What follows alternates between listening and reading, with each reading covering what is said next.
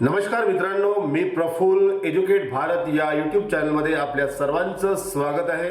मित्रांनो, आजचा video RT25% मोफत प्रवेश प्रक्रियेबाबतचा आहे आणि ज्या पालकांना आपल्या पाल्यांना इयत्ता पहिल्या वर्गामध्ये प्रवेश द्यायचा आहे त्यांच्यासाठी हा विशेष व्हिडिओ आहे। आणि त्याचबरोबर ज्या शाळा मागील अनेक वर्षापासून RT प्रवेश प्रक्रियेमध्ये भाग घेत आहेत किंवा ज्या शाळा नवीन आहेत अशा सर्वांना सूचना देण्यासाठी मी हा व्हिडिओ तयार करतो आहे। एक पत्र निर्गमित झालेलं आहे, ते पत्र आपल्याला स्क्रीनवर पाहता येत आहे। 9 जानेवारी 2026 पासून तर 19 जानेवारी 2026 पर्यंत आपल्याला शाळांचं रजिस्ट्रेशन करायचं आहे आणि ते रजिस्ट्रेशन तालुका स्तराला फॉरवर्ड करायचं आहे आणि त्याच्यानंतर गट साधन केंद्रामध्ये किंवा ब्लॉक एज्युकेशन ऑफिसर ते रजिस्ट्रेशन व्हेरीफाय करणार आहेत। यामध्ये कुठेही काही तांत्रिक अडचण जर येत असेल तर आपल्याला जिल्हा स्तरावर असलेले technical expert district computer programmer मदत करणार आहेत आणि त्यामुळे मित्रांनो व्हिडिओ फार महत्त्वाचा होणार आहे आणि हा व्हिडिओ समस्त पालकांना, पर्यवेक्षी यंत्रणेला आणि त्याचबरोबर RT25% मध्ये काम करणाऱ्या कर्मचाऱ्यांसाठी महत्त्वाचा होणार आहे। मित्रांनो, 2026-27 ची RT25% ची प्रवेश प्रक्रिया आता सुरू होणारच आहे। शाळांचं रजिस्ट्रेशन सुरू झालेलं आहे आणि लवकरच विद्यार्थ्यांचं रजिस्ट्रेशन सुद्धा होणार आहे। परंतु मित्रांनो, एज्युकेट भारत या चॅनलच्या माध्यमातून मी मागील अनेक वर्षांचा एक्सपिरियन्स आपणास शेअर करतो आहे।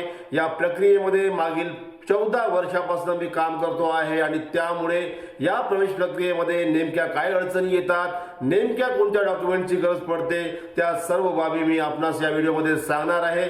सर्वात प्रथम मित्रांनो, पालकांना जर आपल्या पाल्यांना मोफत प्रवेश प्रक्रियेचा लाभ द्यायचा असेल तर सर्वात प्रथम त्या विद्यार्थ्यासाठी काही डॉक्युमेंट्स आपल्याला तयार करून घ्यावे लागतील। पहिलं डॉक्युमेंट आहे विद्यार्थ्याचा बर्थ सर्टिफिकेट, त्याच्यानंतर दुसरा डॉक्युमेंट आहे विद्यार्थ्याचा आधार कार्ड आणि तिसरा महत्त्वाचा डॉक्युमेंट असतो तो म्हणजे रहिवासी पुरावा आणि चौथा डॉक्युमेंट जे असते ते कास्ट सर्टिफिकेट किंवा उत्पन्नाचा दाखला। मित्रांनो, जे विद्यार्थी सामाजिक वंचित आहेत म्हणजे SC ST OBC VJ NT अशा प्रवर्गातले जे विद्यार्थी आहेत त्या विद्यार्थ्यांच्या पालकांना स्वतःचं कास्ट सर्टिफिकेट प्रोव्हाइड करावं लागणार आहे आणि जे विद्यार्थी अल्पसंख्याक आहेत किंवा दुर्बल घटकातील आहेत अशा विद्यार्थ्यांना किंवा खुल्या संवर्गातील जे विद्यार्थी आहेत किंवा पालक आहेत अशा पालकांना उत्पन्नाचा दाखला लागणार आहे आणि त्यामुळे सर्व डॉक्युमेंट्स आपण तयार करून ठेवावे। वेळेवर डॉक्युमेंटची गरज पडली आणि ते डॉक्युमेंट आपण जर सबमिट करू शकले नाही तर आपलं रजिस्ट्रेशन रद्द होऊ शकते आणि ते रजिस्ट्रेशन रद्द होऊ नये यासाठी आत्तापासूनच आपण कामाला लागलं पाहिजे। आणि त्यानंतर मित्रांनो, सर्वात महत्त्वाचा पुरावा जो आहे तो म्हणजे रहिवासी दाखला। जर आपण स्थानिक रहिवासी असाल तर मग आपण वेगवेगळे डॉक्युमेंट, वेगवेगळे पुरावे उपलब्ध करून देऊ शकता। परंतु मित्रांनो, भारतामध्ये आपल्याला कुठेही जाऊन एज्युकेशन घेण्याची सुविधा आहे, आपण कुठेही जाऊन शिकू शकतो, भारतातल्या कुठल्याही प्रांतामध्ये आपण शिकू शकतो आणि पण अशा वेळेस आपल्याला किरायेदार म्हणून किंवा भाडेकरू म्हणून आपल्याला रहिवासी पुरावा देणे आवश्यक आहे।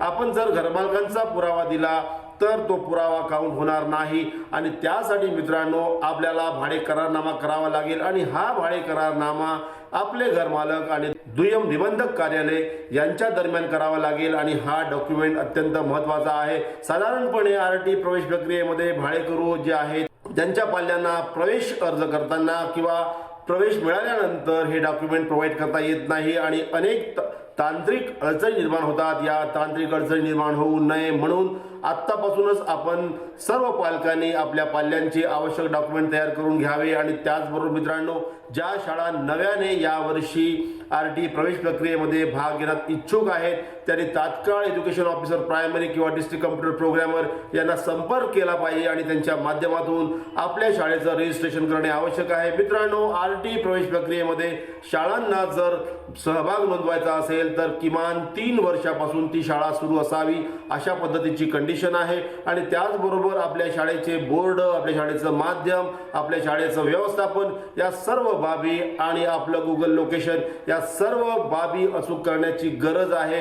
एकही चूक होता कामा नये, कारण आपली एक चूक विद्यार्थ्यांचं नुकसान करणार आहे आणि विद्यार्थ्यांची एक चूक त्या मुलाचं भवितव्य अंधारात घेऊन जाणार आहे, त्याला मिळणारा हा जो लाभ आहे भारत सरकारची एक अत्यंत महत्त्वाची योजना आहे आणि या योजनेसाठी वर्षभर आपण वाट पाहत असतो आणि डॉक्युमेंट अभावी किंवा तांत्रिक चुकीमुळे जर आपला प्रवेश रद्द होत असेल तर ती फार गंभीर समस्या आहे. आणि मित्रांनो, आपणास कोणतीही तांत्रिक अडचण जर येत असेल तर आपण तात्काळ गट सादर केंद्राला संपर्क करावा किंवा तिथेही जर आपल्याला सहकार्य मिळत नसेल तर प्रत्येक जिल्हा स्तरावर जिल्हा संगणक प्रोग्रामर आहेत, त्यांना आपण मदत मागावी.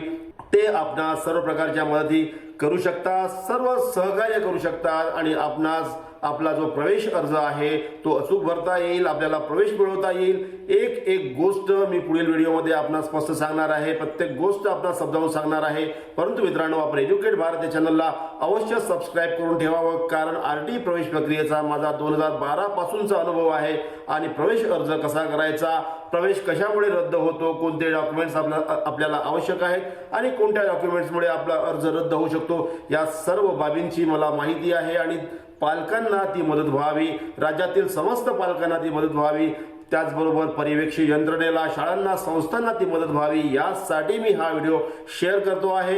एज्युकेट भारत या चॅनलला आपण सबस्क्राईब करून ठेवावं, या व्हिडिओला आपण लाईक करावं, व्हिडिओ सर्वांना शेअर करावा, जेणेकरून कोणालाही कोणतीही तांत्रिक अडचण येणार नाही. पुन्हा भेटू नवीन व्हिडिओसह. तोपर्यंत सर्वांना माझ्या खूप खूप शुभेच्छा. Thank you so much.